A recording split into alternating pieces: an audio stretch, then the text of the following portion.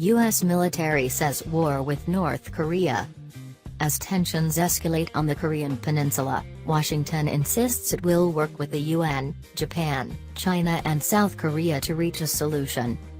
But U.S. Defense Secretary Jim Mattis refused to rule out a military solution.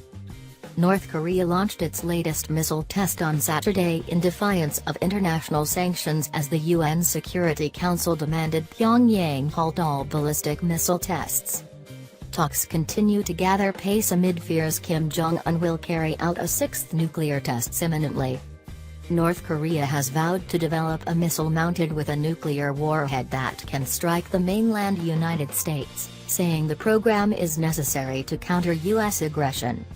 Speaking from the Pentagon, Mr. Mattis said Washington is working internationally to find a diplomatic solution.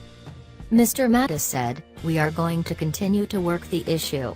If this goes to a military solution, it's going to be tragic on an unbelievable scale. So our effort is to work with the UN, work with China, work with Japan, work with South Korea to try to find a way out of this situation." It comes as North Korea's deputy UN envoy said the US needs to roll back its hostile policy toward Pyongyang before talks could take place between the pair. Kim Il-sung said, "As everybody knows, the Americans have gestured toward dialogue. The rolling back of the hostile policy towards DPRK is the prerequisite for solving all the problems in the Korean peninsula. Therefore, the urgent issue to be settled on Korean peninsula is to put a definite end to the U.S. hostile policy towards DPRK, the root cause of all problems."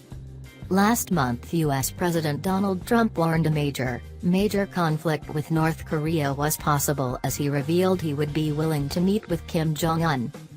The U.S. has deployed the Terminal High Altitude Area Defense (THAAD) system in South Korea to defend against threats from North Korea.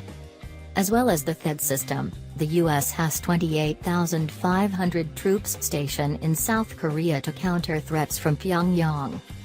The UN Security Council first imposed sanctions on North Korea in 2006 and has strengthened the measures in response to the country's 5 nuclear tests and 2 long-range rocket launches.